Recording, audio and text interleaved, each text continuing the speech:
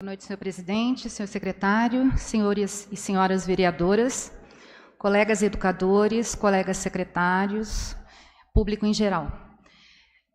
Na verdade, eu gostaria de saber se eu posso conduzir a minha fala da forma como eu preparei ou se vocês têm outra proposta, porque eu preparei as perguntas que me foram encaminhadas e eu fui respondendo a cada uma delas. Não sei se vocês gostariam de intervir a cada pergunta ou se eu poderia fazer a explanação completa. A senhora tem 30 minutos, né, para a sua exposição. Ok. Bom, em relação à primeira questão que foi apontada sobre a portaria número 12, né, inicialmente cabe questionar sobre as razões da portaria número 12, de 27 de março de 2018. Quando, na época da portaria, nós tivemos essa iniciativa, nossa pauta e as nossas ações são sempre pautadas, obviamente, em embasamentos legais e embasamentos teóricos. Então, além da demanda muito grande na Secretaria de Educação em relação a como se daria na prática a aplicação da lei, né, que era uma conquista já desejada por parte de todos os educadores há muito tempo, nós, então, buscamos, primeiramente, um embasamento legal. E aí, conforme a LDB, começando pela LDB, o primeiro indicativo de que nós teríamos condições de disciplinar os estudos na rede é justamente previsto na LDB quando fala sobre os sistemas de ensino, né? No seu artigo 14, os sistemas de ensino definirão as normas de gestão democrática de ensino, do ensino público na educação básica de acordo com as suas peculiaridades. Eu não vou ler o artigo por completo, mas é importante a gente saber que em Poços nós somos um sistema municipal de educação, portanto nós temos a responsabilidade da gestão dessa educação, claro que com base nas leis federais, né, sem haver nenhuma lesão dessa parte. Então, também nos pautou, em termos de ação, o parecer homologado pelo Conselho Nacional de Educação, mais especificamente pelo Conselho de Educação Básica, quando, ao longo do texto, faz uma explanação bastante bonita sobre a importância de se contemplar o profissional, né, do magistério, os educadores, no que diz respeito ao seu direito de 1/3 da sua jornada ser desenvolvido sem a presença de alunos. E aí eu ressalto um dos trechos desse parecer, colocando que o coração do professor, do processo educativo em cada unidade escolar, é seu projeto político-pedagógico. E o professor, como ator principal do processo educativo, é também formulador do projeto político-pedagógico, juntamente com os demais segmentos que compõem a comunidade escolar, como determinam os artigos 13 e 14 da LDB. No artigo 13 da LDB, nós temos quais são as incumbências dos docentes. E quando a gente lê com bastante atenção as incumbências, a participação da elaboração da proposta pedagógica, a elaboração e cumprimento do plano de trabalho segundo a proposta pedagógica do seu estabelecimento de ensino, zelar pela boa aprendizagem dos estudantes e estabelecer estratégias de recuperação, só a descrição dessa incumbência já nos alerta para a necessidade de que seja contemplado na jornada de trabalho do profissional de educação, mais especificamente dos professores e especialistas, esse tempo dedicado exatamente a isso, né? A um trabalho coletivo, a um trabalho individual, mas de aprimoramento sempre da educação. Bom, além disso, também como incumbência da classe docente, fica muito claro quando no artigo, no inciso 5, fala ministrar os dias letivos e horas-aula estabelecidos, além de participar integralmente dos períodos dedicados ao planejamento, à avaliação e ao desenvolvimento profissional. Colaborar com as atividades de articulação da escola, com a família e a comunidade. O artigo 14 volta a trazer quais são as incumbências do sistema de ensino, né, que precisa garantir a participação dos profissionais da educação na elaboração novamente do projeto político-pedagógico e a participação das comunidades escolares local em conselhos escolares ou equivalentes. Para além da segurança de nós termos amparo legal, tanto na LDB quanto no parecer homologado dessa Lei 11.738, nós buscamos também entender o que nesse parecer é colocado como valorização do professor. Segundo o parecer, a valorização do professor vai para além desse direito de estudos e de qualificação permanente. É claro que incluem outras discussões que com certeza virão à tona. Mas eu gosto de ressaltar, e eu gostaria de ressaltar, o que traz o parecer. Em primeiro lugar, estabelecer com ele uma relação de respeito e suas necessidades como profissional e como cidadão, sempre tendo como perspectiva a qualidade do ensino. E essa é uma questão que causa muita polêmica, e eu tenho percebido que tem causado polêmica numa parte, que ainda que não seja a totalidade, numa parte da nossa rede, que não consegue perceber que uma Secretaria de Educação precisa, antes de mais nada, se preocupar com o princípio maior da qualidade de ensino, e que dificilmente a normatização dessa Lei 11.738 atenderia a todas as demandas do ponto de vista pessoal. Isso tem que ficar muito claro. Nenhum município onde essa lei foi implantada consegue deliberar sobre as questões que são altamente pessoais. Isso não significa que a gente não tenha que retomar algumas delas para viabilizar cada vez mais a possibilidade do professor trabalhar de forma digna, mas, antes de tudo, satisfeito, né? Sem tantas situações que acabam influenciando de forma negativa. Gostaria de ressaltar também, ainda no parecer, que quando há, por parte do professor, a determinação de cumprimento dessa jornada desta classe, dividida em atividades de interação com os estudantes e atividade extra-classe, propriamente dita, há também a explicação disso. Estes momentos da atividade do professor, independentemente das denominações que lhe sejam dadas, estão presentes em todos os sistemas de ensino. Porque, infelizmente, até questões de terminologia também geraram um desconforto e uma certa polêmica. O que eu gostaria, nessa oportunidade, de deixar claro é que, além dos embasamentos legais, nós buscamos também embasar a nossa decisão em relação, com base no diagnóstico que nós fizemos na rede municipal ano passado, né? Claro que foi restrito ainda ao Fundamental 2, está sendo estendido para Fundamental 1 esse ano, e o compromisso por nós assumido, desde o convite para assumir essa secretaria, sempre teve como base corresponder àquilo que se espera do ponto de vista pedagógico. As questões que são relevantes, mas que são direcionadas para instrumento jurídico e outros vieses, de fato, não estão contempladas na competência da equipe da secretaria. A secretaria se comprometeu, sim, a seguir uma trajetória no seu planejamento que tivesse como pano de fundo a realidade de cada unidade escolar. E isso nós buscamos por meio de um instrumento científico, e não somente por ouvir de forma aleatória os agentes, né, que estão envolvidos nesse processo. Então, com base nesse diagnóstico feito na rede, eu não vou, claro que evidentemente não tem como apresentar todo o resultado, mas eu busquei alguns resultados que talvez explicam a necessidade da portaria, né, na época portaria, com mais clareza. E já coloco à disposição, são dados que já foram compartilhados com todas as escolas, mas são dados públicos, portanto, eu coloco à disposição de todos vocês. Bom, quando a gente pega, por exemplo, numa dimensão contemplada nesse questionário, a dimensão diz respeito à gestão e relação com o trabalho. E a questão era a periodicidade das reuniões de trabalho coletivo realizadas na escola é semanal ou quinzenal. Esse é um item do instrumento, não foi criado deliberadamente para isso. E esse foi um dos dados que prioritariamente foi apontado como negativo por professores e gestores, porque, de fato, até a implantação da 11.738, era impossível que aquilo que é previsto na legislação nacional, que é direito do professor, desenvolver um trabalho coletivo, né, com a sua equipe e formativo no seu espaço de trabalho, isso não era possível.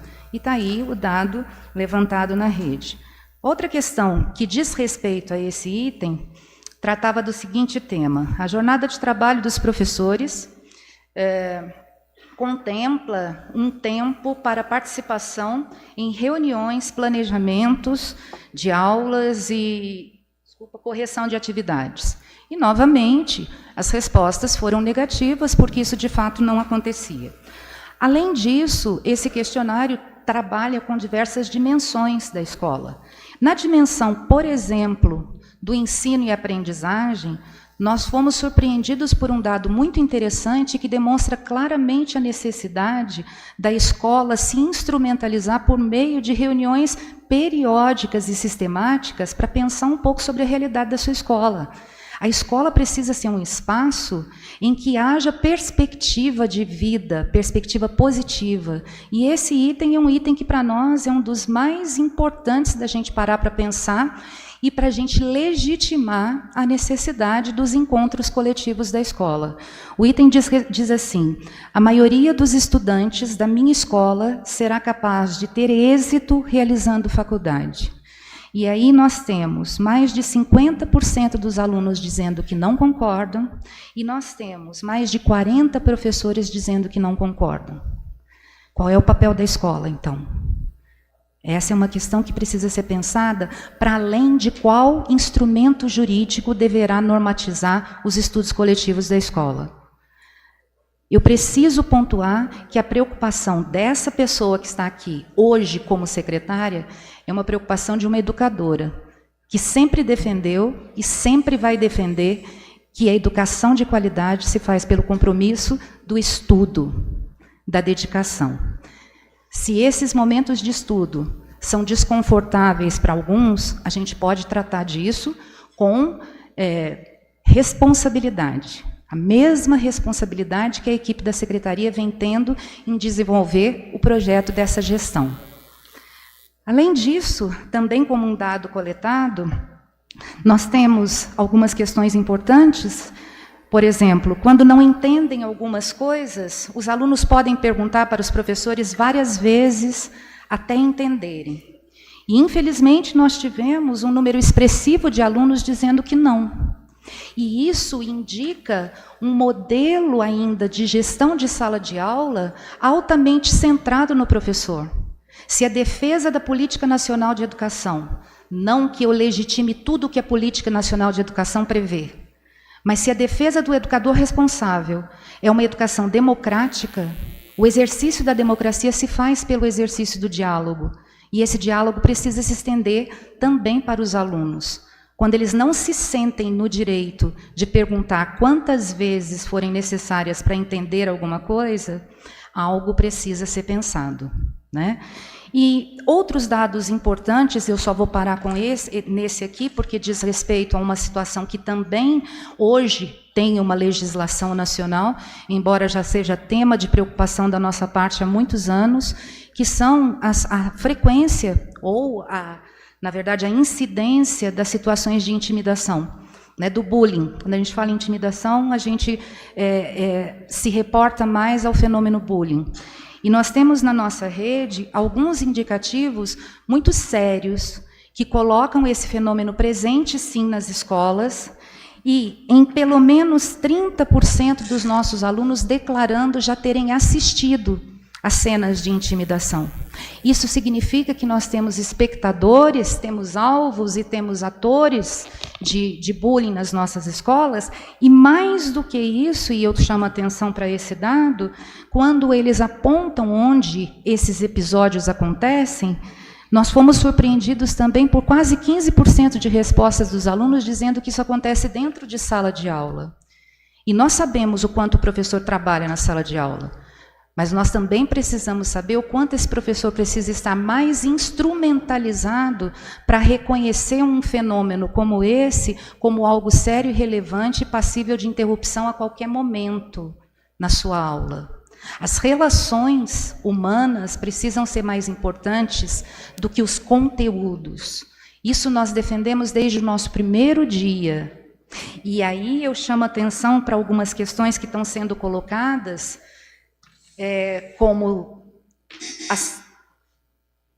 como a Secretaria da Educação, ou mais especificamente a secretária, ter um perfil ditador em relação a algumas coisas. Isso, na verdade, assim, me faz rir, porque as pessoas que convivem comigo sabem que isso não é verdade, né? Mas, mais do que isso, eu já convido aos educadores presentes a discutirem claramente e abertamente quais são os seus anseios em relação à implementação da lei e se há algum inconveniente ou algum absurdo dessa secretaria no sentido dela apontar a necessidade dos estudos, não só com embasamento legal, mas com dados também que foram coletados na nossa rede. Então, onde é que está o problema? É óbvio que muitas respostas são fáceis, tá, né? Existe problema porque eu não tenho como voltar, existe problema porque nesse horário eu já tinha outro compromisso, mas aí eu volto àquilo que também está amparado na lei. Antes de uma perspectiva mais egocêntrica, é importante a gente pensar em qual é a qualidade de educação que nós desejamos para os nossos alunos. É essa em que o aluno não consegue ter perspectiva de futuro numa faculdade? Ou é aquela que ele é merecedor, exatamente por pertencer a uma camada da população que, se não for por um trabalho de qualidade, dificilmente terá condições, pela sorte, né, de outra situação? A educação que a gente defende precisa dessas reflexões. E isso só se dá com esses momentos que nós buscamos contemplar na implementação da lei. A segunda questão falava o seguinte: para a aplicação da atividade extraclasse denominada estudos coletivos semanais, foram os profissionais do magistério advertidos dos impactos da medida? E aí, eu me deparando com essa pergunta, eu me fiz outra pergunta. Embora eu não tivesse acompanhado diretamente, a luta pela implementação dessa lei no município é antiga. E quem participou dessa luta, provavelmente, leu a lei e conhece o que a lei contempla. E sabe que os estudos estão previstos nisso. É claro que nós não estamos falando do cumprimento completo da lei do piso. Eu estou aqui me restringindo à normatização dos estudos. E isso está na lei. Então, eu me surpreendi com essa pergunta, porque quem teve interesse desde o começo de participar dessa luta vitoriosa, e provavelmente teve curiosidade de conhecer mais a fundo a lei, sabia que isso ia acontecer. A nossa escolha por começar na aplicação da lei, nesse primeiro 1/6, pelos estudos coletivos, isso sim pode ser questionado, e eu já até antecipei a resposta com os resultados que nós temos na nossa lei. Mas os estudos são inquestionáveis. Isso faz parte da valorização do profissional. Além disso, no momento em que nós atendemos a todos os nossos profissionais que aqui em Poços de Caldas tiveram o direito de escolher ampliar ou não a sua jornada para o cumprimento da lei, todos esses esclarecimentos foram dados. Agora o que surge é sempre uma polêmica: não, mas a informação foi errada, não, mas não me deram essa informação. E a gente, infelizmente, não tem como dizer quem está falando a verdade. A verdade está em cada um, não é? Quer dizer, nós buscamos uma transparência em relação ao processo desde o início. Desde o início, convidamos o sindicato para acompanhar todo o processo, inclusive no atendimento. Então, de fato, é uma questão que me gera até desconforto, porque ela lembra, quando advertidos dos impactos da medida, me dá a impressão de que a implementação da lei em Poços de Caldas é um castigo, e isso é lamentável. Terceira questão: a direção, coordenação de cada instituição de ensino da rede municipal participou da elaboração da referida portaria? E a resposta é sim, por representação dos seus respectivos conselhos e por representantes de outras instituições. Isso porque nós tentamos uma reunião com a participação de todos os gestores, alguns gestores estão presentes e sabem disso, e foi uma reunião extremamente negativa do ponto de vista de esclarecimento, porque eram muitas pessoas e nós não tínhamos condições de atender a todas as demandas. As pessoas saíram, inclusive, pedindo: precisa ser um grupo menor. um grupo menor para que haja melhor compreensão. Nesse caso, o que nós chamamos? Os conselhos, conselho de diretor, conselho municipal de educação, sindicato, representantes do legislativo, né? A coordenação pedagógica dos 6, ainda sem conselho, nós chamamos também pessoas que representariam esse segmento. Muitas das pessoas que participaram desse processo de elaboração coletiva da Portaria 12 estão aqui presentes e sabem disso, e nós também trouxemos as atas dos 3 encontros que nós tivemos para a elaboração dessa portaria. E essa portaria, número 12, ela, naquela época, naquela ocasião, nós chamamos esses segmentos e esses representantes para participar desse processo, uma vez que, de fato, a portaria anterior trazia um desconforto por não oferecer alternativas de horário e de duração do estudo coletivo. Então, os primeiros aspectos que nós buscamos corrigir, e é bom ficar claro que nós não temos problema nenhum em corrigir erros. Eu não percebo isso como um demérito, nem de competência da secretária, e muito menos da equipe da secretária. Os erros existem para serem corrigidos, né? Nós temos isso como princípio de educação. Então, quando nós fizemos essa correção, juntamente com a equipe que participou desse processo, nós buscamos responder a todas as demandas que a Portaria 10 trouxe, que dizia respeito principalmente à duração dos estudos, ter sido colocada como de forma imposta, como 2 horas, e a falta de alternativa de horários. E aí nós colocamos 2 horários. Em nenhum momento colocamos que teria que ser noturno. É que, infelizmente, em algumas unidades, pelo tamanho e pela disponibilidade da sua equipe, acaba acontecendo do estudo ser noturno, mas não por uma imposição, e sim por uma consequência. Tanto que nos relatórios que nós recebemos das unidades... Eu gostaria de pedir ao público que não se manifeste, por gentileza. Tanto que nos relatórios que nós recebemos de todas as unidades, as que já nos entregaram, eles apontam, muitas unidades conseguiram organizar os seus estudos fora do período da noite, né? Na continuidade de quem estuda de manhã, à tarde e vice-versa. Em relação à questão 4, antes da implementação das medidas impostas pela Portaria número 12, foi realizado algum estudo sobre a possibilidade de afronta à legislação trabalhista, a fim de se evitar passivos trabalhistas? Bom, a Secretaria nunca emitiu nenhum ato oficial sem passar pelas instâncias. Então, tanto a Procuradoria do município quanto o Departamento Pessoal, aquele documento, inclusive, que foi assinado por quem foi fazer a escolha, foi de elaboração dessas 2 instâncias, porque nós não vemos que a Secretaria de Educação, com a estrutura de funcionamento que ela tenha condições de avaliar essas questões. Mas, passando pela Procuradoria e passando pelo Departamento Pessoal, nós entendemos que o processo estava de forma correta, encaminhado de forma correta.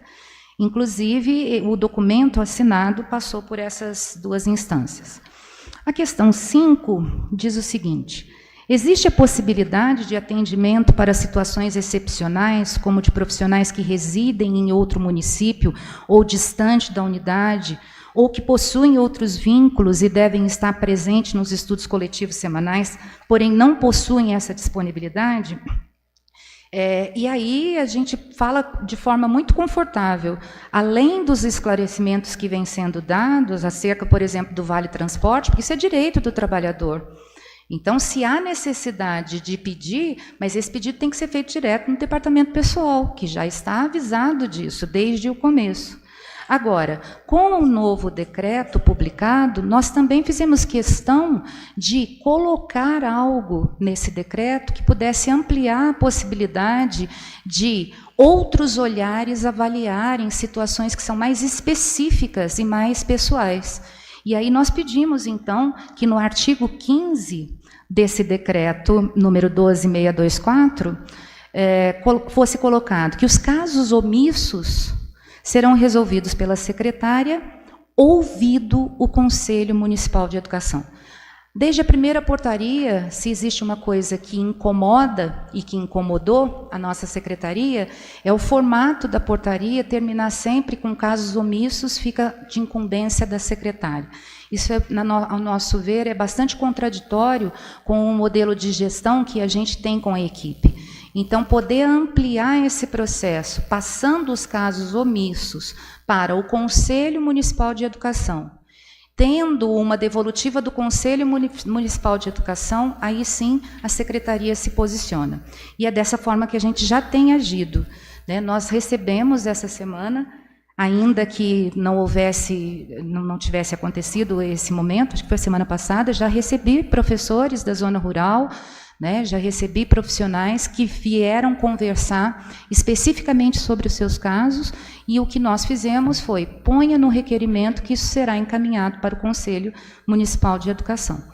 E o Conselho, eu tenho absoluta segurança, que vai buscar contemplar aquilo que a legislação coloca, que é óbvio que não dá para fazer atendimentos específicos a casos individuais, mas a equidade para casos de pessoas que moram em outra cidade ou que seja possível de ser esclarecido, eu não tenho dúvida de que o Conselho vai se posicionar em relação a isso.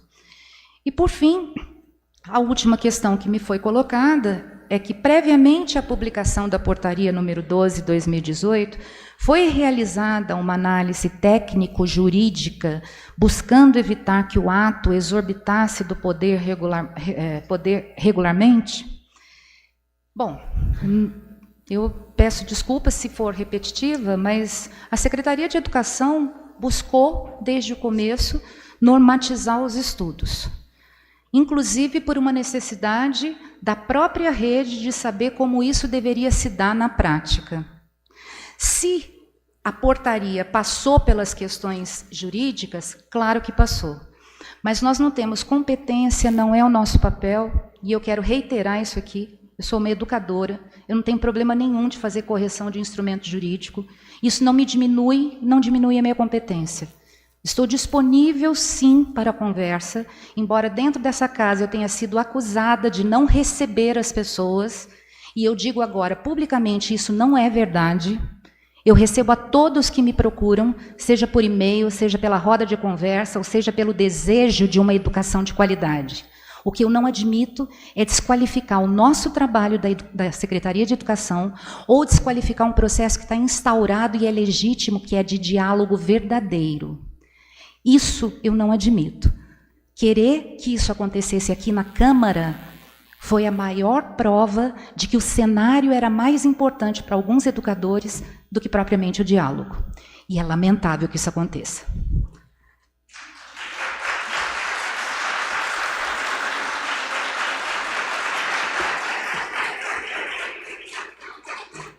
Obrigado. A secretária cumpriu exatamente aí, até com um pouquinho de tempo a mais, os 30 minutos. Registramos, agradecemos a presença do ilustre secretário de Obras, engenheiro Luiz Fernando de Matos Cortesano. Bom, de acordo com o nosso regimento, a secretária teve os 30 minutos regimentais, 10 minutos agora para os vereadores requerentes da convocação. Gustavo Bonafé, Joaquim Sebastião Alves, Maria Cecília Opípere, Paulo Eustáquio e Paulo Tadeu.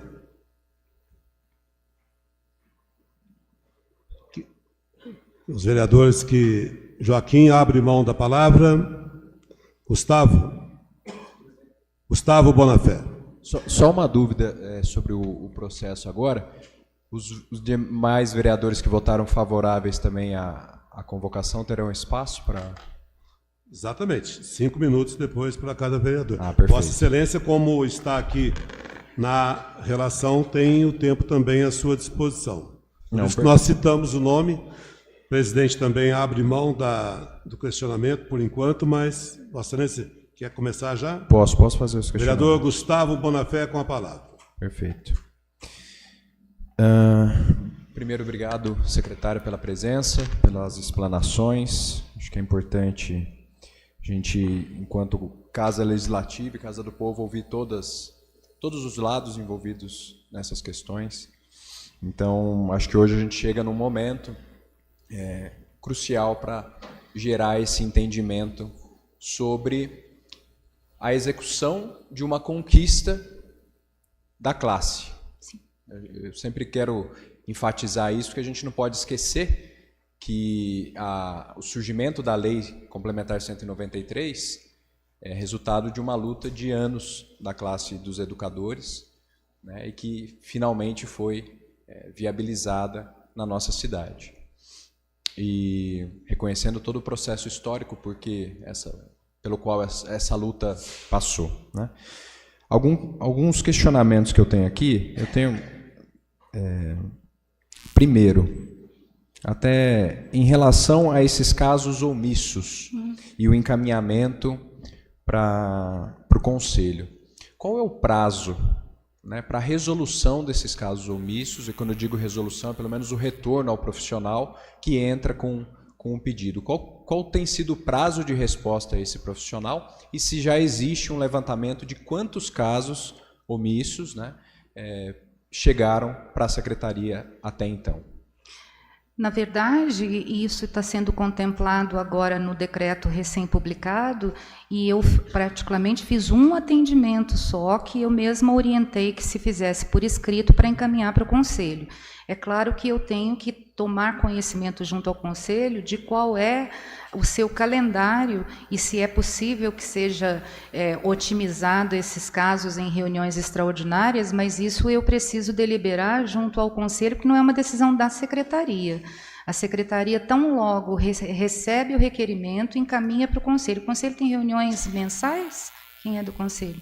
Mensais. Mas eu acredito que se houver uma demanda significativa, nada impede que o Conselho se reúna antes das suas reuniões ordinárias, antes das suas sessões ordinárias, para deliberar sobre essas necessidades. Perfeito, obrigado. E aí, assim, só compartilhando os casos omissos que chegaram até o meu conhecimento, né?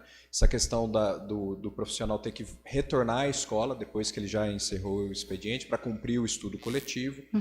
Questões de, por exemplo, questões familiares, né? Era responsável por buscar o filho na escola, por exemplo, e agora com a implementação dos estudos coletivos, essa adequação precisa ser feita internamente. E tem também a questão do aproveitamento das janelas dentro do horário de aula, né? Então, alguns profissionais ficam com o horário vago ali, em que poderia estar sendo colocado essa questão, mas acabam não conseguindo porque tem uma definição da diretoria. Então, são esses os casos que chegaram.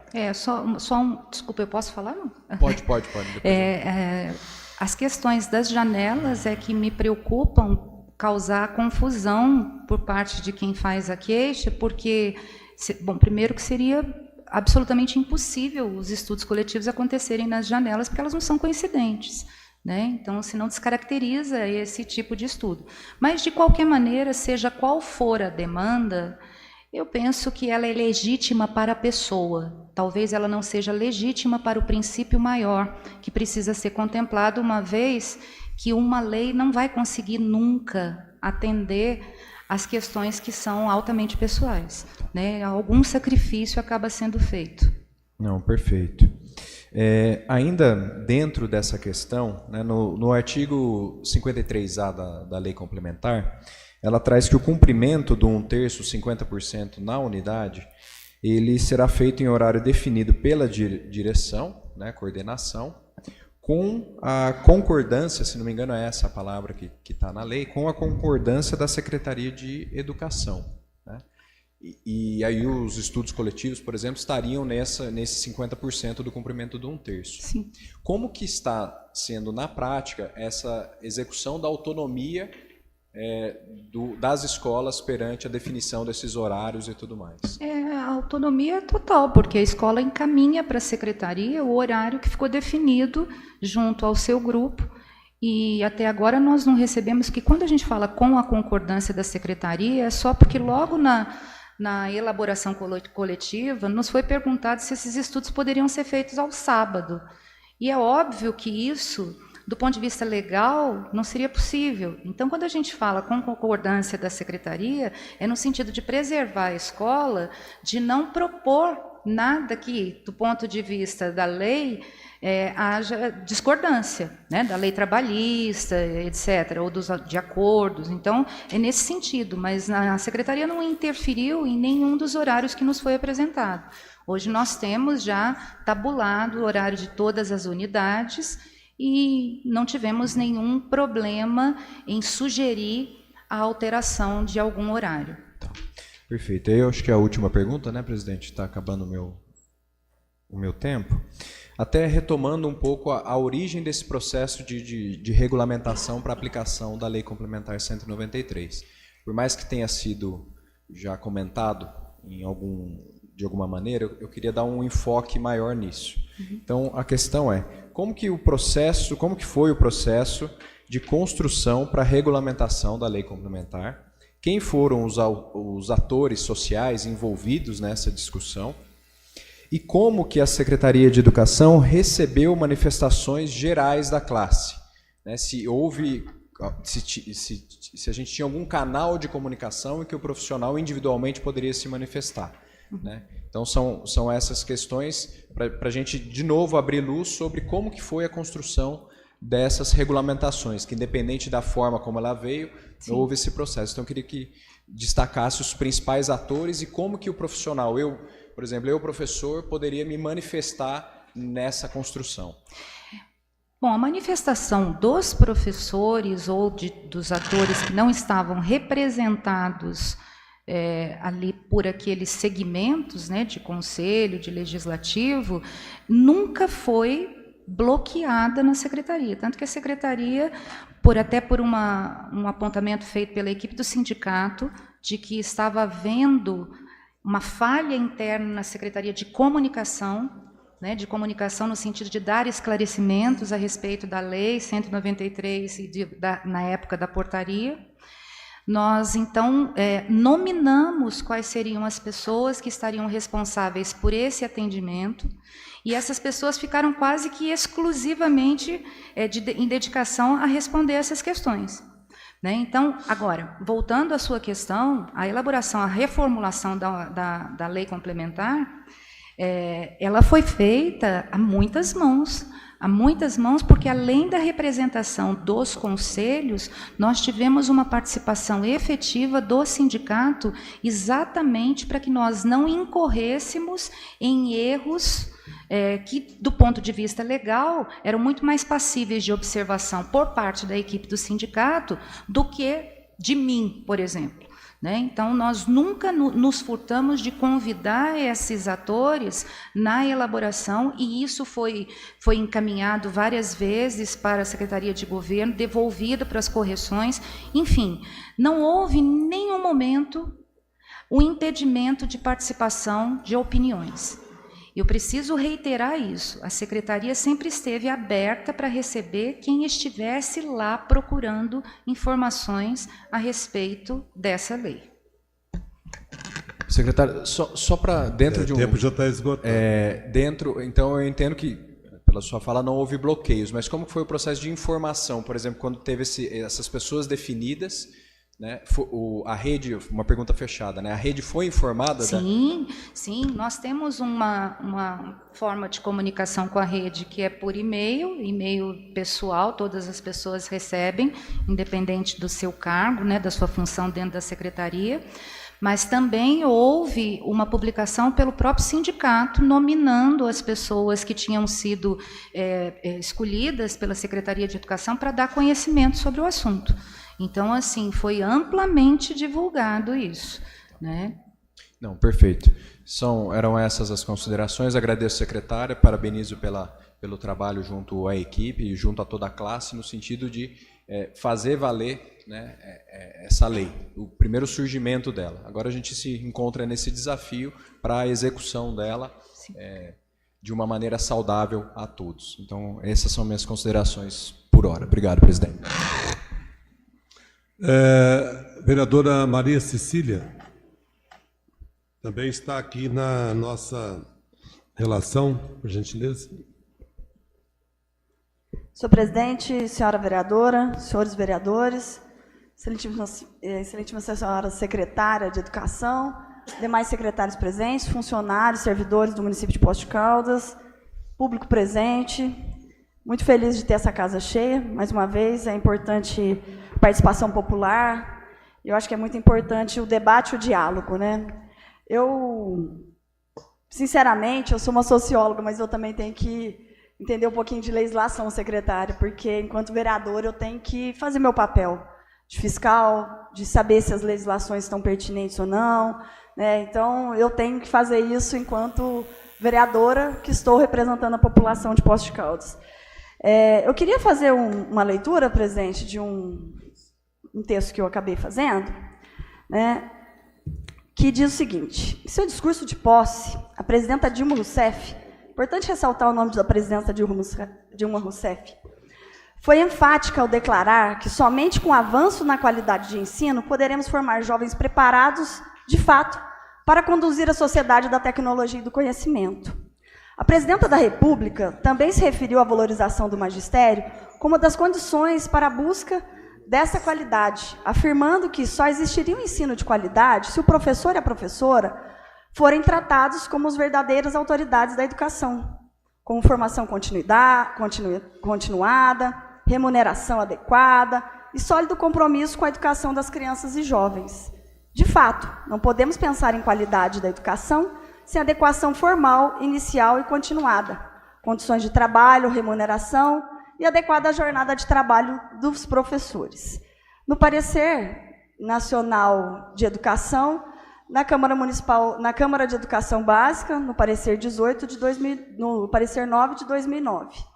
Para que essa mudança cumpra plenamente o papel pedagógico que ela se espera, deverá vir acompanhada de mudança na escola, começando pela reorganização dos tempos dos espaços escolares, integração entre disciplina e outras medidas, que serão determinadas pelas políticas educacionais e pelo projeto político-pedagógico de cada unidade escolar, gerido democraticamente por meio de conselho de escola.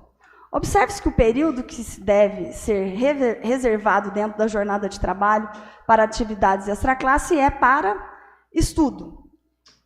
Investir na formação continuada, graduação para quem tem nível médio, pós-graduação, para quem é graduado, mestrado, doutorado, sem falar nos cursos de curta duração que permitirão a carreira horizontal.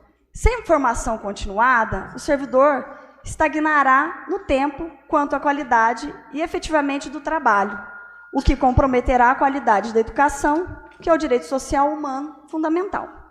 Planejamento. Planejar adequadamente as aulas, o que é relevante para o ensino. Avaliação. Correção de provas, redação, acompanhamento do processo de ensino de aprendizagem, tais como entrevistas com os alunos. Não é justo nem correto que o professor trabalhe em casa, fora da jornada, sem receber remuneração, corrigindo centenas de provas, redações e outros trabalhos. Ressalte-se o espaço das atividades extraclasse como um momento de formação continuada do professor no próprio local de trabalho. O professor sempre trabalhou e muito em sua própria residência. A composição da jornada de trabalho que considera a remuneração desse trabalho reconhece um fato concreto e, com a Lei 11.738 de 2008, melhora o tempo e as condições para que esse trabalho seja feito. Registre-se que a consolidação das leis de trabalho, a CLT, foi alterada pela Lei 11.551 de 2011, sancionada pela presidenta Dilma Rousseff em 15 de dezembro de 2011, que equipara o trabalho realizado no local de trabalho e o realizado na residência do trabalhador, desde que comprovável, inclusive por meios eletrônicos. E o trabalho que o professor realiza em casa, entendendo a jornada, pode ser facilmente comprovado. É preciso reconhecer que a Lei 11.738 é mais uma contribuição do processo de valorização dos profissionais do magistério e de melhoria da qualidade de ensino, e como tal, não pode ser ignorada nem descumprida pelos federados. Cabe, portanto, a todos os órgãos do Estado brasileiro cumpri-la e fazê-la cumprir, sob pena de se tornar letra morta, uma lei que é o resultado de lutas dos professores, da gação dos esforços das autoridades educacionais, gestores, profissionais da educação e outros segmentos sociais comprometidos com a qualidade da educação, com os direitos de nossas crianças e jovens ao ensino de qualidade.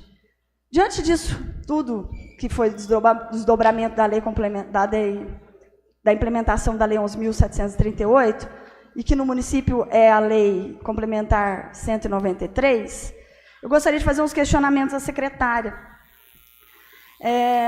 Secretária, quantos profissionais mantiveram sua jornada contratual até dia 31 de janeiro?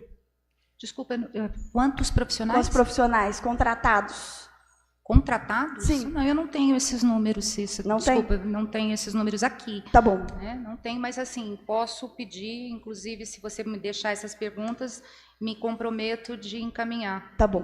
As ampliações a senhora tem? Quantos profissionais fizeram ampliação da jornada de trabalho? Bom, hoje nós temos, seguramente, todos os profissionais que desejaram ampliar, a sua ampliação foi atendida, porque, inclusive, para a prefeitura isso era mais viável, né? Mas, assim, eu sinceramente, eu não vim preparada para os números. Então, eu peço desculpas para isso, porque eu precisaria ter trazido todo o levantamento da secretaria. É porque é importante a gente... Você me perdoa fazer essas perguntas, mas era importante para o meu entendimento enquanto... para entender essa matemática de fechamento. Mas eu respeito... É porque talvez eu tenha entendido errado. Quando da convocação, eu entendi pelo regimento da casa que eu teria que responder somente as questões que diziam respeito à portaria.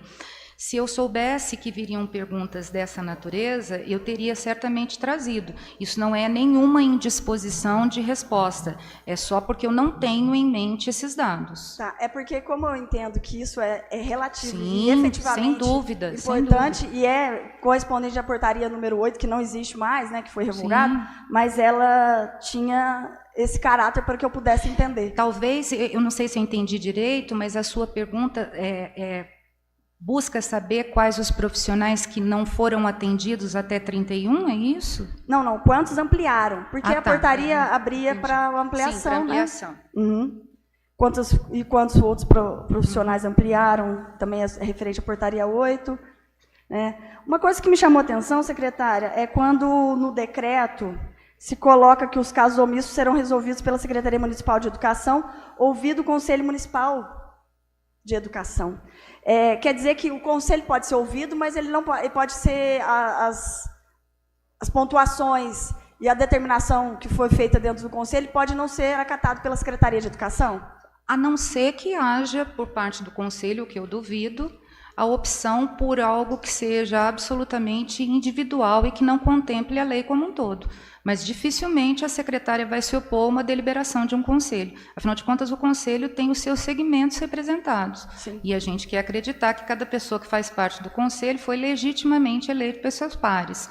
Então, dificilmente a secretária vai contra isso, a não ser que seja nítida e notória o equívoco do conselho. Mas não acredito que isso aconteça. Tá, é porque ficou essa dúvida minha enquanto ser ouvido, mas pode ser que não seja acatado. Né? Uhum. Secretária, quando a senhora fala de que compete às escolas fazer as organizações, eu fico me perguntando, será que os profissionais também não teriam essa competência para se articular e fazer o levantamento, para se organizar dentro das próprias unidades, para eles, os profissionais, os servidores, os professores, fazerem os estudos? Eu não tenho dúvida da competência das escolas, mas o que tem que ficar claro é que uma Secretaria de Educação não pode se eximir do seu papel de gestora da educação municipal. Somos um sistema municipal e estamos falando de algo extremamente sério.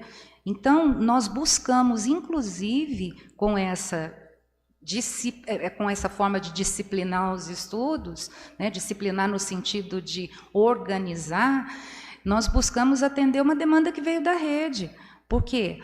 Incessantemente nós fomos buscados por como na prática isso vai se dar, como na prática os estudos coletivos acontecerão. Foi uma demanda, inclusive por parte dos gestores, havia uma solicitação de que a gente colocasse de forma mais detalhada, e aí sim eu acredito que poderia engessar o trabalho de algumas unidades, para que não houvesse dúvida em relação à sua unidade, né? Muitas vezes eu percebo que há por parte da gestão uma certa dificuldade de colocar a equipe das suas escolas ao par de tudo aquilo que a secretaria vem trabalhando. Então, quanto mais detalhado fosse o trabalho da secretaria em relação à aplicação da lei, mais confortável fica para a escola, mas não foi esse o nosso entendimento. Então, aqui não se discute que a escola tenha competência, mas, acima de tudo, não podemos nos omitir da nossa obrigação de organizar isso, né? E foi isso que nós buscamos, principalmente porque nós tivemos dúvida de que não houvesse por parte das escolas o olhar que nós tivemos sobre os resultados que nós obtivemos na rede. Então, assim, isso poderia causar dúvida na escolha da escola, se coloca em votação, fazer ou não, deixa para o ano que vem, enfim. Nós priorizamos porque nós temos uma agenda de trabalho e essa agenda de trabalho exige que a gente tenha esses momentos coletivos na escola esse ano. Então, os horários fica a critério da escola, mas a organização disso é da secretaria. É porque eu entendo, assim, que pode ter tido uma falha de comunicação, e aí você me permite dizer que foi uma falha de comunicação, porque, enquanto vereadores, eu acredito que nós temos, assim, a responsabilidade de atender os servidores, os professores, até porque a gente legisla para eles. Sim. Né? Então, eu não acho que foi uma afronta dos servidores procurarem essa casa, a senhora me perdoe, porque eu acho que nós, enquanto representantes do poder público, nós também temos que ouvir. Até porque o decreto e portaria é uma imposição. É uma imposição, porque... Sim. É um decreto, uma portaria que vai reger e vai falar como que os servidores vão fazer, executar o serviço, as suas tarefas, e eles não vão poder fazer diferente. Sim. Se você me permite, me incomoda colocar palavras na minha boca. Nem por um instante eu disse que foi uma afronta contra a Secretaria de Educação os servidores terem procurado essa casa. A senhora falou que hoje nessa casa... Não. Falei, é lamentável que o diálogo seja menos importante do que o cenário onde ele deve acontecer. Foi isso que eu disse. Então, não ponha palavras na minha boca, eu te peço, por favor, porque não é isso que eu fiz. Não foi isso que eu falei. Não foi isso que eu falei, é só você voltar nos áudios. Mas, enfim, essa não é a questão. Agora, de fato, seja decreto, seja portaria, seja qual for o ato jurídico, não compete a mim dizer qual foi, porque, inclusive, entre os advogados que analisaram o caso, não há um consenso, né? Não há um consenso, porque considera-se os dois instrumentos como sendo absolutamente cabíveis para essa questão, mas tem que ser. Eu não vejo o porquê que isso causa tanto mal-estar por parte de quem representa a lei. Em todos os municípios onde nós buscamos uma referência de organização de como foi implementada a lei, isso foi feito por portaria. Eu tenho várias cópias aqui, portaria assinada inclusive pelo secretário, mas eu não tenho problema nenhum que seja por decreto ou que seja por uma informação, até menos que seja um ato oficial. De novo, não cabe à gestão da secretaria definir o instrumento, cabe à gestão da secretaria defender aquilo que, de fato, é o alicerce de uma educação de qualidade, que são os estudos. Só queria dizer que o tempo da nobre vereadora está já ultrapassando os 10 minutos. Sim, presidente. Eu vou encerrar. Eu tinha outras perguntas, mas eu vou encerrar dizendo de que, quando a gente faz parte de uma administração, a gente é um todo, secretário.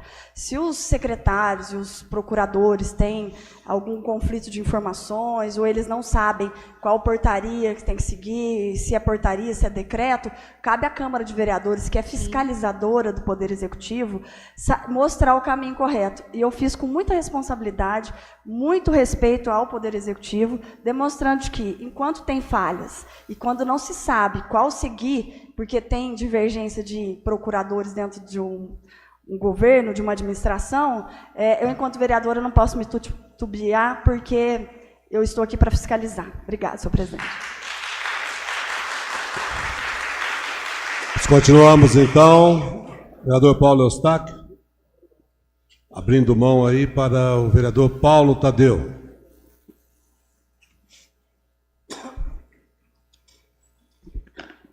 Senhor presidente, senhor secretário, senhora secretária, demais secretários aqui presentes, autoridades, vereadoras, vereadores, professoras, professoras, cidadãos e cidadãos que estejam aqui neste momento conversando conosco. Eu queria, em primeiro lugar, fazer aqui um convite, até para a gente distensionar um pouquinho, para um olhar sobre esse plenário aqui. Todos que estão aqui de costas, os vereadores, possam olhar para esse plenário aqui e ver do lado direito a administração e ver do lado esquerdo os servidores. E ver se essa divisão eu exijo respeito como a secretária exigiu. Por gentileza, peço ao público que respeite o vereador falando. Quando eu digo esquerdo, no sentido geométrico, sem nenhuma relação ideológica, evidentemente. Eu estou querendo perguntar se isso é resultado de diálogo. Se isso é resultado de diálogo, as pessoas estão aqui separadas, distantes da administração. Elas estão separadas, exatamente porque isso não é resultado de diálogo. Como não é resultado de diálogo e nem diálogo, tentar confundir as coisas. Não se trata, em nenhum momento, e eu não vi nenhum professor ou professora, se manifestando contra estudo coletivo. Nenhum. Todas as manifestações dizem respeito à forma de implementação do estudo coletivo. Porque nós trabalhamos há muitos anos, conhecemos os professores, tanto eu quanto você, e sabemos exatamente do compromisso da categoria com a educação, com os estudantes, com a cidade, enfim, com o serviço público. Então, não houve ninguém que se colocasse aqui contra o estudo coletivo. Então, é uma confusão que nós já precisamos afastar. Queria também dizer o seguinte, que nós estamos diante de uma conquista importante dos professores, que é a Lei Complementar 193, cujo passado o vereador Gustavo Bonafé falou muito rapidamente, eu não vou nem me referir ao passado, porque eu sei que firo algumas suscetibilidades, mas eu quero dizer que esse projeto de lei ele teve grandes avanços, mas ele trouxe com ele uma perversidade enorme que eu me penitencio de não ter levantado a tempo. Qual é essa perversidade? Foi a implantação do extra-classe, neste momento, apenas e tão somente dentro da unidade, sem reconhecer o trabalho que já é desempenhado pelo professor na sua casa, na sua residência. Então, essa perversidade, eu me penitencio de não ter percebido, porque nós estávamos aqui, todos dedicados a tentar viabilizar a aprovação da lei, tendo em vista que a forma como esse projeto veio instruído para esta casa, por 3 vezes ele era impossível de ser votado. Eu queria que, se fosse possível, se colocasse para mim o segundo slide da sua apresentação.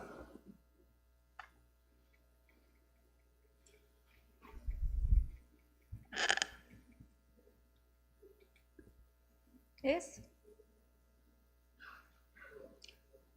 Exato. Neste slide, traz aí um elemento importante, que é o inciso primeiro, que é que os docentes terão que se incumbir, né, ou incumbir-se-ão, de participar da elaboração da proposta pedagógica do estabelecimento de ensino. E aqui eu queria também fazer uma outra referência, que na sexta-feira nós tivemos aqui uma discussão sobre educação, em que o Plano Decenal de Educação de Poços de Caldas foi solenemente ignorado, ele foi citado uma vez só. e a secretária hoje veio aqui, sequer mencionou a existência de um plano decenal de educação que foi construído através de mais de 30, cerca de 35 reuniões e assembleias, demonstrando uma efetiva participação e aí sim, uma democracia na elaboração de um plano decenal. Ou seja, o plano decenal está sendo ignorado solenemente. Então, quando se trata de participar da elaboração, eu entendo, da proposta pedagógica do estabelecimento, eu entendo que essas pessoas têm que ser chamadas, motivadas, para discutir as formas de implementação da lei dentro da sua própria unidade. Dentro da unidade. Eu ainda tive a oportunidade aqui de responder uma pergunta recentemente, em que eu falo, como é que se faz com tantos professores? Como é que se faz para atender a todos? Como é que se faz para atender a todos? Ora, faz como se faz um horário para os estudantes. Pergunta-se aos professores quais os horários disponíveis, qual o tempo disponível, e vai se encaixando até que se chegue ao maior consenso possível. Então, se é uma incumbência do docente participar dessa elaboração, ele necessariamente deveria participar dentro da unidade dessa elaboração das suas atividades extra-classe. Eu queria também que você pudesse me passar o terceiro slide.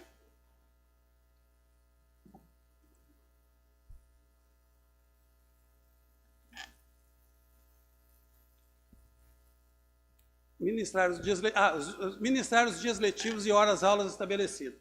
Aqui eu entendi que existe uma indicação sobre o formato antigo dos estudos dos professores que eram dados dentro daquilo que eram considerados os dias letivos.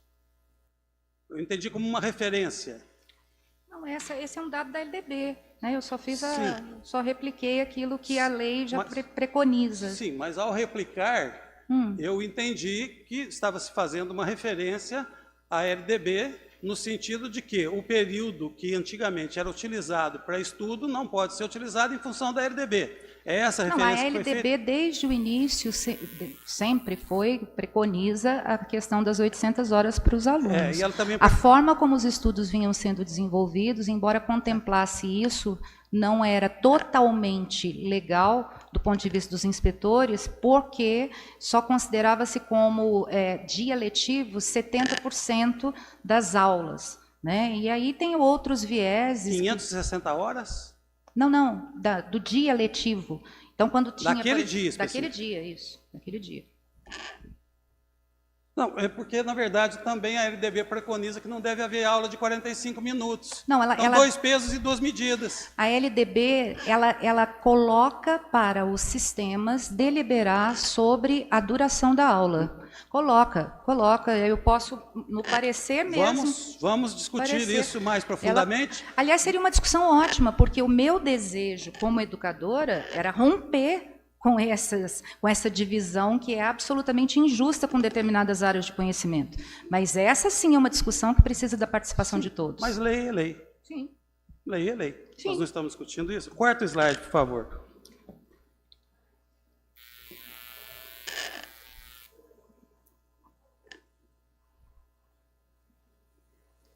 Em primeiro lugar, estabelecer com o professor uma relação de respeito às suas necessidades como profissional e como cidadão. Sim. Então, veja bem, vamos destacar isso. O que significa valorizar o professor? Em primeiro lugar, estabelecer com ele uma relação de respeito às suas necessidades como profissional e como cidadão, sempre tendo como perspectiva a qualidade de ensino. Então, isso é uma referência muito importante. Super. Valorizar é respeitar o professor. Sim.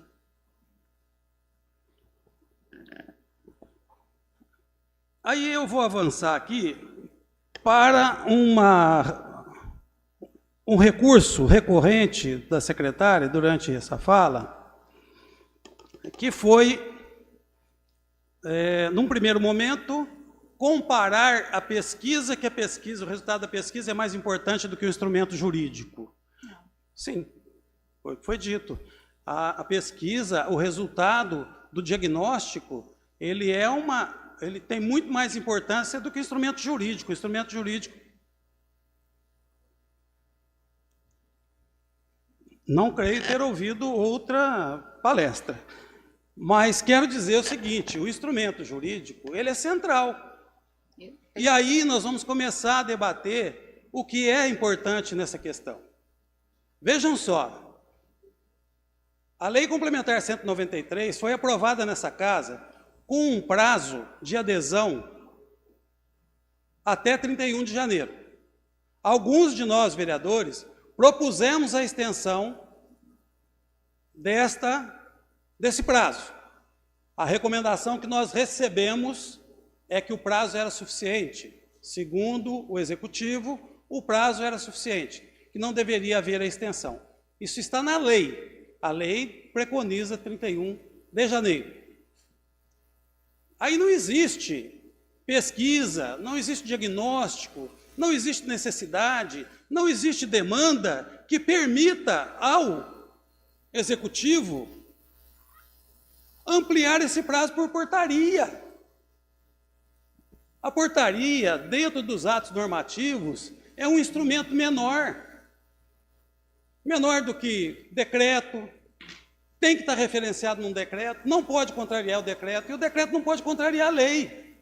Então nós temos uma lei que fala que até o dia 31, aí tem uma portaria de 8 que diz que o prazo está ampliado.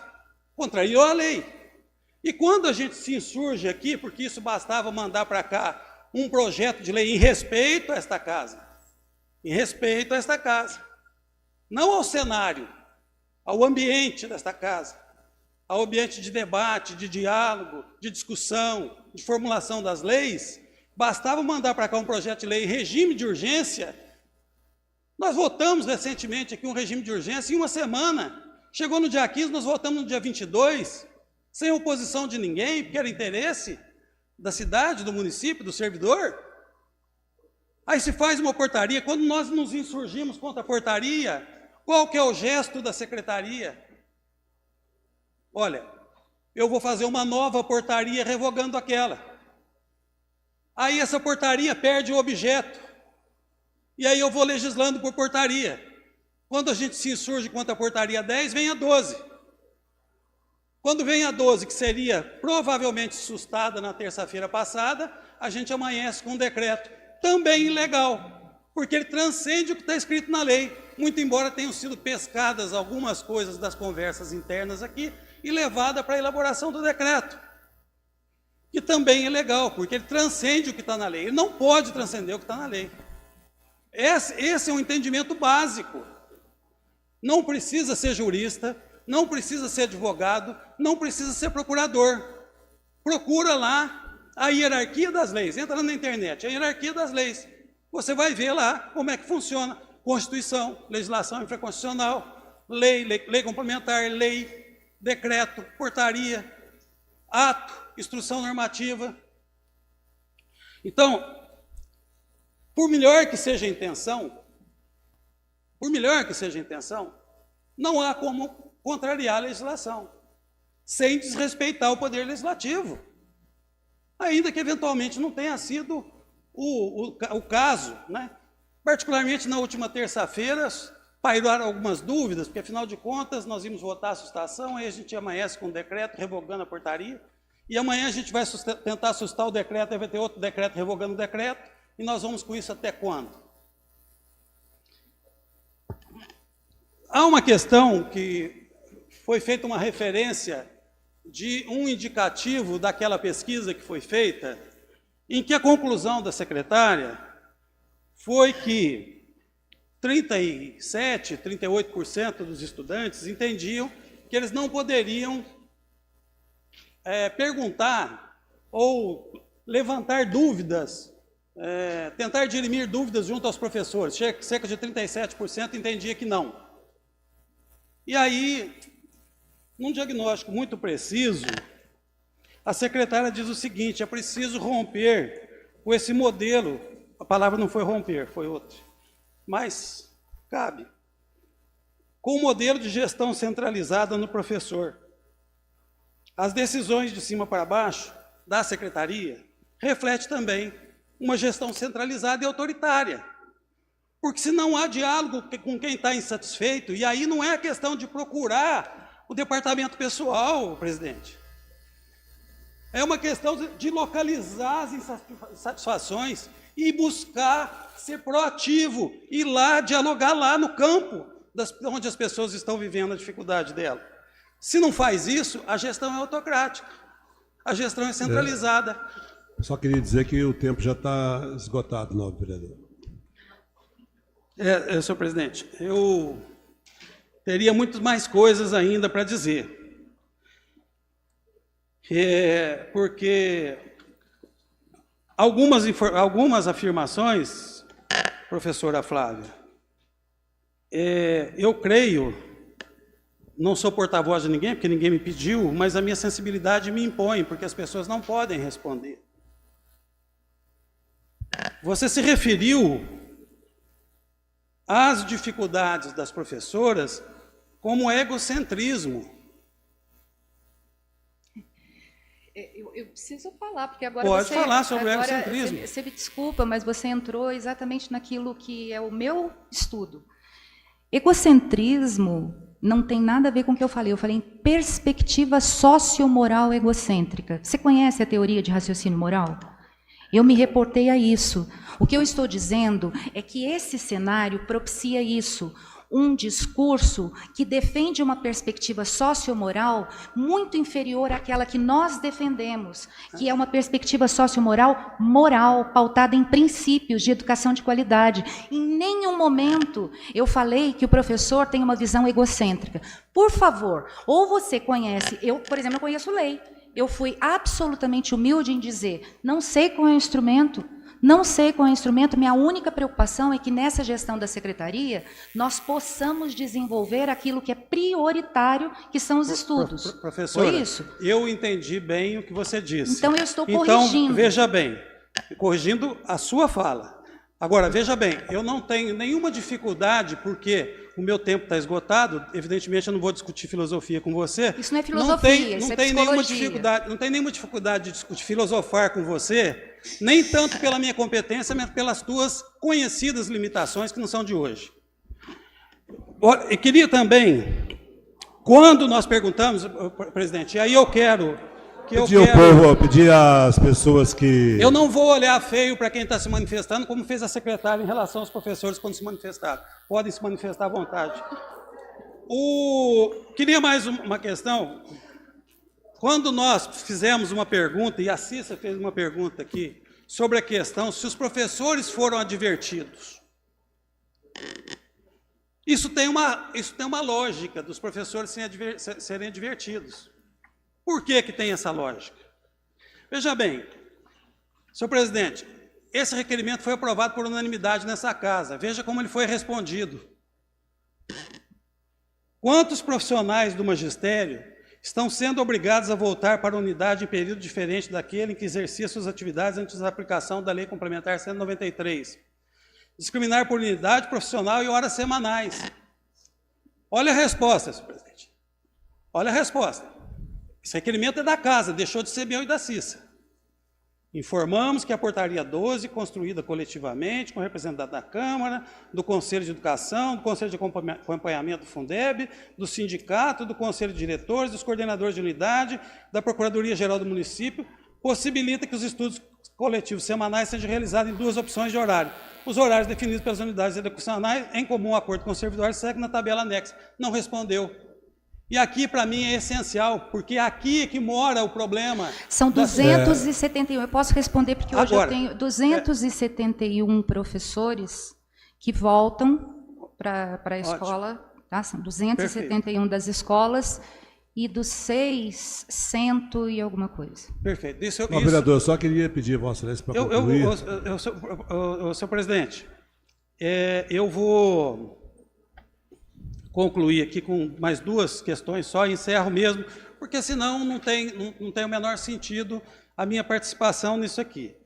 Pelo seguinte, porque a segunda pergunta que eu fiz aqui nesse requerimento, aprovado por unanimidade, portanto, desta casa, 2, a exigência de comparecimento a período diverso do exercício de atividade não configura quebra de contato, informamos que a portaria 12 foi construída coletivamente com representantes da Câmara Municipal, de vereadores de posse de causa, etc, etc, etc. Quer dizer, e que, portanto, que a possibilidade de quebra de contrato de trabalho não foi pontuada por qualquer representante de segmentos supracitados. Aí a pergunta que fica, e tem que ser respondida objetivamente, quando esse pessoal aderiu para extensão ou para não extensão, eles foram advertidos que haveria um estudo coletivo de 1h40 que poderia levá-los a voltar na escola em outro turno. Isso foi dito no momento da assinatura? Foi. A duração, vocês têm toda a razão, não porque não havia essa definição, mas que implicava nos estudos, sim. Coletivos. Cada pessoa da secretaria, tem vários presentes, inclusive do sindicato que acompanhou, está aqui para dar o seu testemunho sobre o tipo de resposta que deu. Eu, Flávia, não estava respondendo, mas a secretaria estava respondendo por mim a todas as dúvidas que foram dadas. Então, esse esclarecimento foi dado. Pode não ter sido compreendido por algumas pessoas. Bom, eu quero dizer o seguinte, essa pergunta tem a ver exatamente com o fato de que houve quebra de contrato de trabalho. Quando a senhora se refere, é só ler o artigo 468 da CLT. Quando a senhora se refere a outros municípios, a senhora não diz se eles eram seletistas ou estatutários. Todos seletistas. Porque estatutário pode fazer o que quer. Todos seletistas. Eu tive o cuidado de pesquisar naqueles que têm o mesmo regime que a gente. Só poderia me passar a relação dessas cidades depois, passar por favor. Tranquilamente. Então, e aí fica uma última pergunta, é o seguinte, por que 1h40? O problema todo não são os estudos coletivos. O problema não é o estudo coletivo. O problema chama-se os 100 minutos.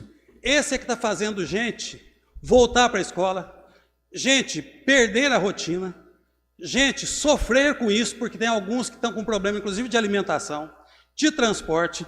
Existem decisões do Tribunal Superior do Trabalho que dizem que quando uma alteração de contrato de trabalho prejudica a rotina do trabalhador, ela é ilegal. Existe professor que tem outra atividade profissional e eles estão sendo obrigados por portaria ou por decreto a cumprir algo que a Lei Complementar 193 não prevê.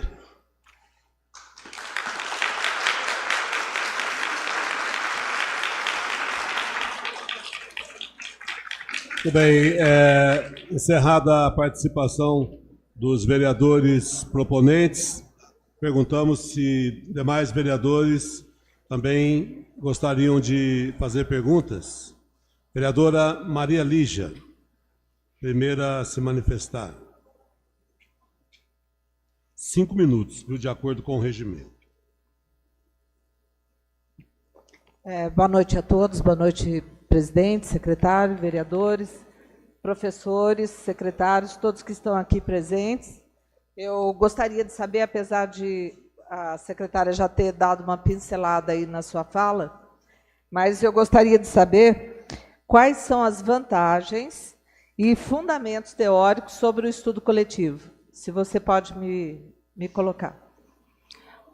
Bom, quando a gente fala em estudo coletivo, é exatamente a oportunidade dos professores e especialistas da escola pensarem a escola sobre todos os aspectos, principalmente aqueles aspectos que estão fragilizados, de forma coletiva. Há uma queixa recorrente por parte do professor de sempre ser vítima de imposições sem participar do processo. O estudo coletivo é a concretização de uma participação efetiva no processo de se pensar a escola.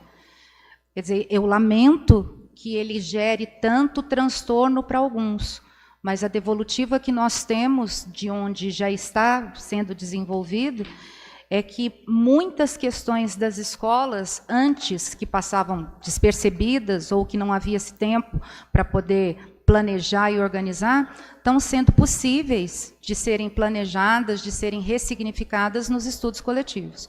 Né? Nós pretendemos ter com mais cuidado e com mais critério uma devolutiva de toda a rede a respeito dos ganhos dos estudos, embora a gente tenha tido somente um mês de efetivação.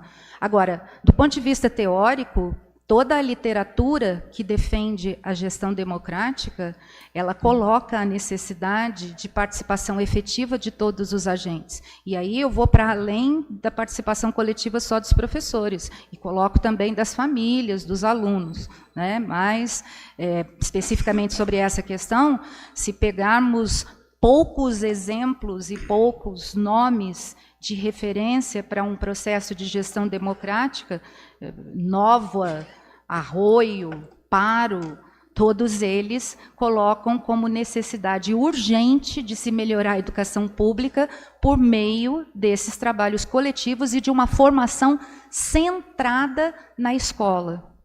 Ou seja, uma formação que possa olhar para os problemas daquela unidade, que são diferentes de problemas de outra unidade. Eu iria perguntar, a minha próxima pergunta seria se você já visualizou ou quantificou o resultado desses estudos nesse um mês de trabalho. Na verdade, de maneira informal, né? Nós temos buscado ouvir as pessoas e temos tido devolutiva de outras pessoas que não estão diretamente ligadas à Secretaria de Educação e temos tido um retorno bastante positivo, ainda que haja problemas pontuais em relação a situações mais específicas. Mas o ganho para a escola, exatamente por ter esse espaço, eu acho que é inquestionável.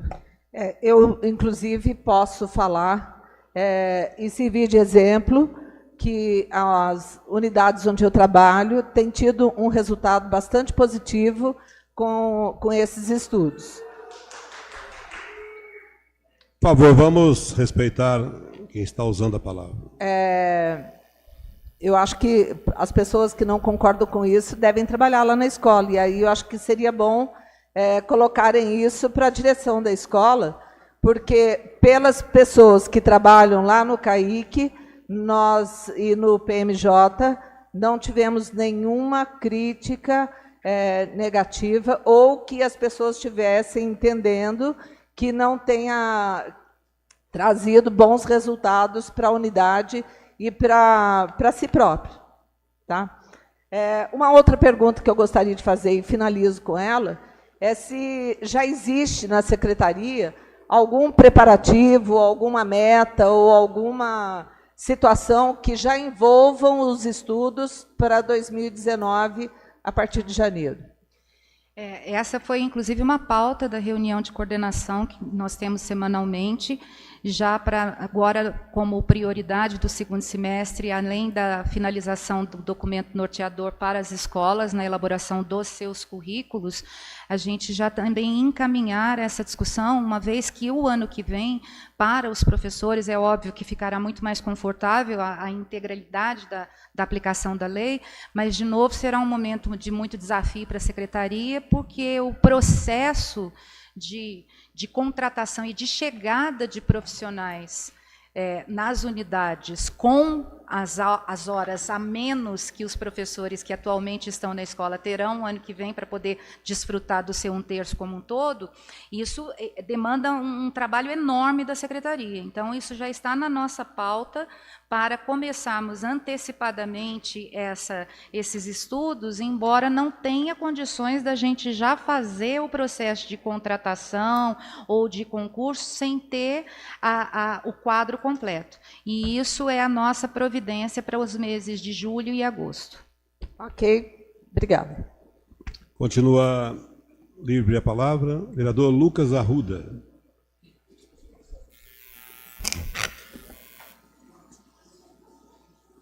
Senhor presidente, vereadores, público presente, servidores, professores, secretária Flávia, gostaria de começar a minha fala ressaltando a luta, né, principalmente dos professores que, desde a aprovação nacional dessa lei em 2008, lutam para implementar. Muitos, grande esmagadora maioria das cidades brasileiras ainda não tem nem que meio capengando a aplicação dessa lei, tão postos com a aprovação dessa lei no ano passado, ela começa a ser inserida ali num rol de cidades, um pequeno grupo que está implementando. Ano passado, aqui nessa Câmara, tivemos várias discussões, audiência pública, e a gente pôde entender um pouquinho mais de como seria essa legislação. E na hora que vinha, a gente nunca, pelo menos eu nunca tive a sensação de que seria uma questão fácil de se implementar. Uma questão dificílima, porque ela envolve muitos profissionais, aproximadamente aí 2.000 professores. É uma lei que visa melhorar a qualidade e dar mais dignidade de trabalho para o professor. Então, é uma lei positiva. Nós precisamos enaltecer a aprovação dessa lei, fruto da luta dos professores, da luta do sindicato, da luta dos vereadores, da administração municipal, enfim, de diversos atores. Tivemos a aprovação da lei esse ano, em abril, ia ser implementada. Nós fomos convidados, a Comissão de Educação aqui da Câmara, para participar da elaboração da Portaria 12. E aí eu fiz questão de ir justamente para poder entender, porque eu não estou no dia a dia da escola, não estou no dia a dia da sala de aula, então eu precisava ter um pouquinho dessa vivência, porque muitas questões são trazidas aqui para essa Câmara. E nós temos por obrigação ouvir e levar e, de repente, tentar mediar. Então eu fui, sem poder ter condições de palpitar muita coisa ali na Portaria 12, mais no sentido de ouvir, porque, de repente, isso poderia vir para cá. E uma discussão que era para durar 4 horas, acabou durando 12 horas, né? Segunda-feira o dia todo e depois na quinta-feira. Então nós saímos dali, e eu ainda saí, porque eu via que não era unanimidade, mas todo mundo tentava chegar num denominador comum, que nós teríamos dificuldades para implementar. E tínhamos a lei ali colocada para começar em 1º de abril. Eu acho que 1º de abril pode-se ter uma discussão se era apertado, se não era, mas a lei estava aprovada e tinha essa vontade de tentar fazer cumprir. E aí, nesse sentido, colocou-se em prática. E aí nós podemos perceber algumas questões, muitos professores nos procuraram, e eu tive a oportunidade de conversar com os professores aqui, e também fui em muitas unidades, muitos centros de educação infantil e muitas escolas, para poder conversar um pouquinho na base, para poder entender. E aí eu entendia perfeitamente a reivindicação que era trazida aqui para nós, porque é uma questão que mexe com a vida do profissional, que mexe com a vida das pessoas. Nós precisamos levar isso em consideração também. Nós precisamos ter esse diálogo para a gente tentar... E eu sempre falei em todas as minhas falas, mesmo que seja um professor que entenda que está tendo a sua rotina modificada, que ele tenha prejuízo, nós temos que ouvir. Pode vir 100 professores que eu vou atender, pode vir um que eu vou atender. Vou tentar encaminhar, vou tentar levar as questões, isso não significa que nós vamos conseguir resolver. Mas é importante que tenha esse diálogo. E aí, quando é colocado isso no decreto, da questão do Conselho Municipal de Educação poder opinar e resolver essas questões, eu fico um pouco mais tranquilo. E aí é onde eu acho que o diálogo ele não pode terminar aqui. Eu acho que o diálogo ele tem que ser feito através dos professores que entenderem que é preciso trazer algum apontamento. E aí eu trago também a questão da zona rural, que eu acho que o Conselho deve analisar, porque são 4 escolas rurais, eu visitei algumas delas, até porque eu vim de lá. E zona rural tem uma característica um pouco mais diferenciada pela distância, né? Claro. Se me permite? Claro. Foi bom até você ter colocado a situação da zona rural, porque antes mesmo de haver essa polêmica sobre o instrumento jurídico, ou da gente ter acrescentado a escuta, né, orientativa do Conselho, a zona rural, uma das escolas da zona rural, logo com a implementação, sinalizou a inviabilidade de fazer os encontros semanais e que havia uma proposta por parte daquela comunidade de se fazer quinzenal. E não houve objeção nenhuma da secretaria. A única coisa que nós pontuamos foi, mas vocês têm consciência, porque a opção daquela escola especificamente foi por 2 horas de estudo e não de 1h40, e aí a minha pergunta foi, 4 horas de encontro, vocês não consideram como sendo muito puxado, né? Uma vez que o professor já trabalhou o dia todo? E a resposta da direção falou, Flávia, nós vamos avaliar. Nós faremos essa experiência e faremos uma avaliação com o grupo, se não se torna muito cansativo, tal. Eu falei, sem problema nenhum, porque a gente entende exatamente isso, a especificidade, porque muitos são moradores da zona rural, outros da cidade, enfim, né? Acho que interessante essa colocação aí eu trago a questão da zona rural porque é uma questão que todo mundo consegue visualizar. Mas eu acredito que dentro do perímetro urbano nós também vamos ter escolas bastante afastadas. De repente, aquele profissional que tem 2 matrículas, eu ouvi casos que ele está em escolas, uma muito distante da outra. Então, eu acho que são casos que devem ser considerados.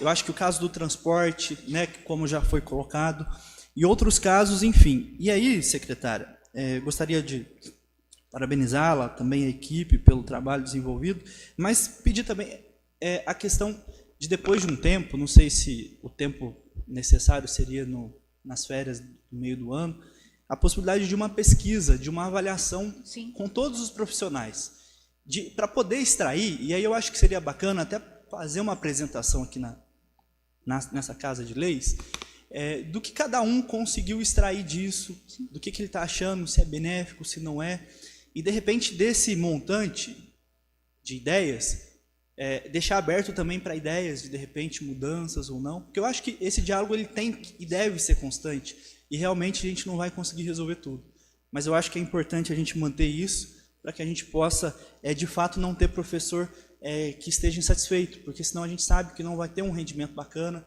e isso acaba espalhando ali para outros profissionais.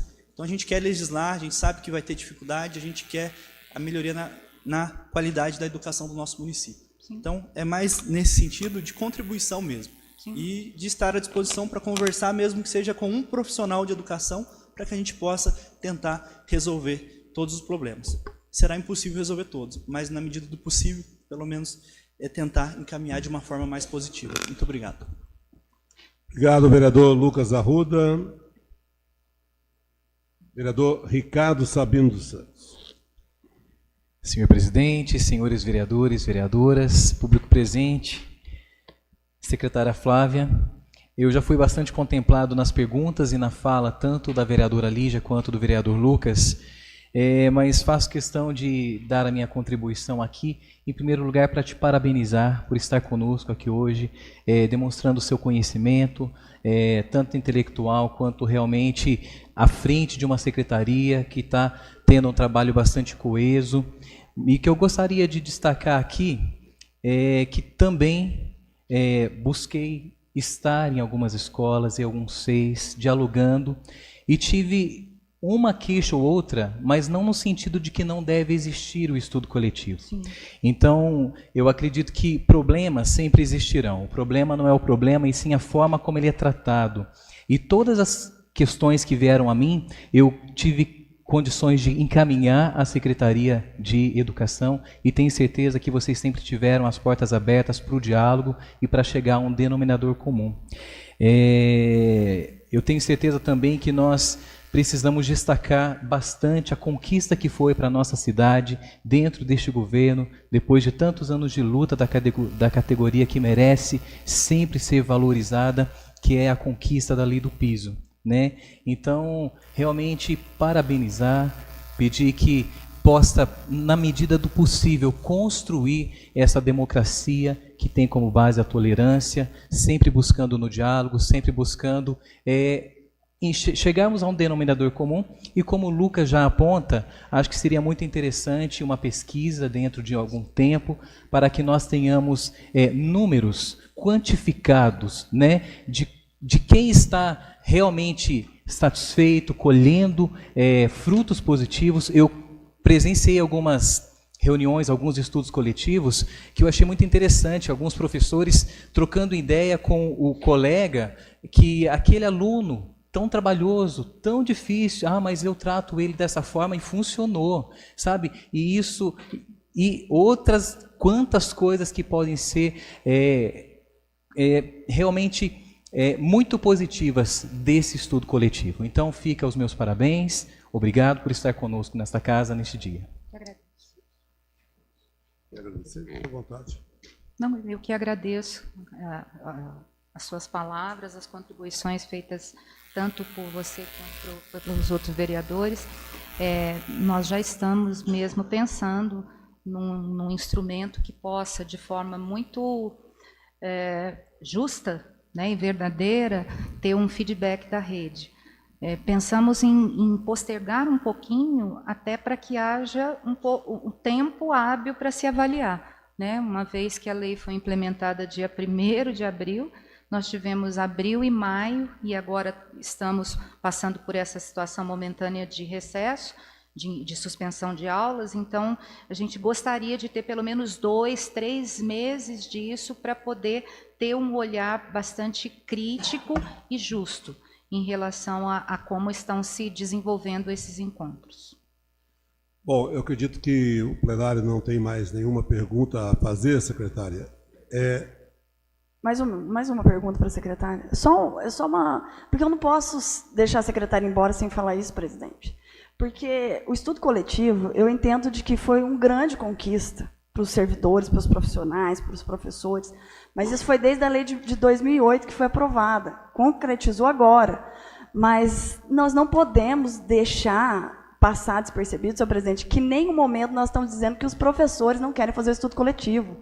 Só o artigo 53A, 1/3 do tempo de trabalho do profissional do magistério, destinado à atividade extraclasse, estudo, planejamento e avaliação, sem a presença do estudante, garantido pela Lei Federal 11.738 de 2008, deverá ser realizado 50% na unidade com horário definido pela direção e coordenação da instituição e concordância com a Secretaria Municipal de Educação, e 50% em local e escolha do profissional do magistério, exceto em casos de convocação da Secretaria Municipal de Educação, observada a lotação do servidor.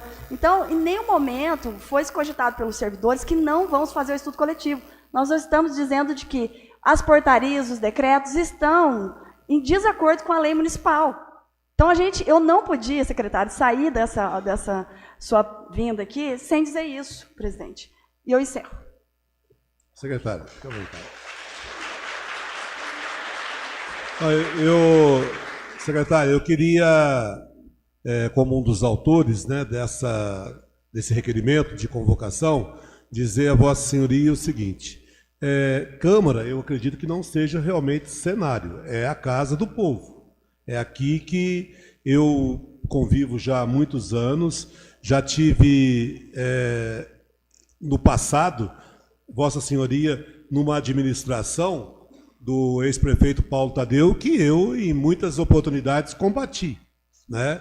Tivemos lutas homéricas aqui nessa casa, em defesa de professores, de alunos e de pautas relativas à educação, né? Mas eu acredito que a secretária poderia ter atendido os nossos convites, né, e ter vindo para um diálogo até mais informal com a sua categoria, que a senhora também é uma professora. Sim. Né? Então, acredito que a senhora tenha sido bem recebida aqui nessa casa, com o pessoal da sua equipe, secretários que vieram acompanhá-la, e isso mostra companheirismo, solidariedade, mas continuo defendendo o lado do Poder Legislativo, porque aqui também decidimos e votamos projetos importantes em prol de toda a população, conforme na semana passada, em apenas 7 dias, a Câmara como um todo, com o auxílio da nossa equipe de assessoria,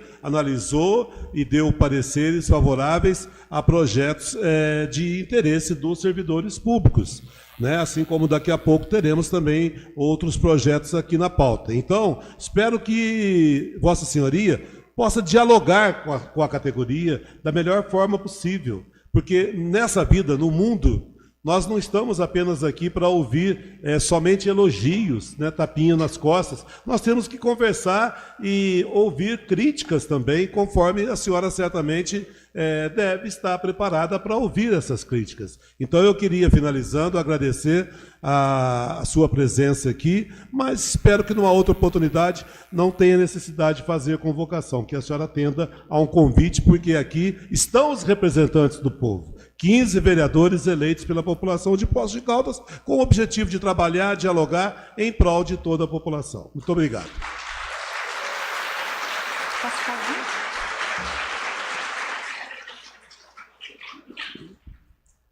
Vou começar pelo cenário. Quando eu usei a expressão cenário, é para falar do locus, lugar. Eu só gostaria de avaliar o que estava em jogo, se era a importância do diálogo, uma vez que a secretaria estava aberta para isso, ou se era o local onde deveria acontecer. Nem por um instante colocar o legislativo distante desse diálogo, mas é porque, de certa forma, eu me senti indignada quando eu soube que a busca por aqui é porque não tinha havido escuta, ou sequer havia sido recebido. Eu não recebi solicitação de uma conversa, de um diálogo. Não. As pessoas que estão aqui presentes, que tiveram a negativa de atendimento por parte da secretária, que se coloquem. Não, secretária, em vários momentos... Dá licença, por favor. Fica à vontade. Por favor. A outra situação que eu gostaria de pontuar é que a convocação já foi feita desde o ano passado, que inclusive o vereador Paulo Tadeu pediu para corrigir. O ano passado, para falar sobre o clima escolar, eu já fui convocada. E não atender aos 2 convites foi em decorrência de uma agenda que já estava comprometida. Uma porque tinha a presença de um escritor na secretaria, a outra porque nem aqui estava. Então, assim, foi isso. E aí, taxativamente, há a convocação. E eu não tenho problema nenhum de vir. Não tenho problema nenhum de vir. Eu só não vou jamais aceitar que as minhas palavras sejam distorcidas ou que a minha postura seja colocada como não querer diálogo. Isso não existe.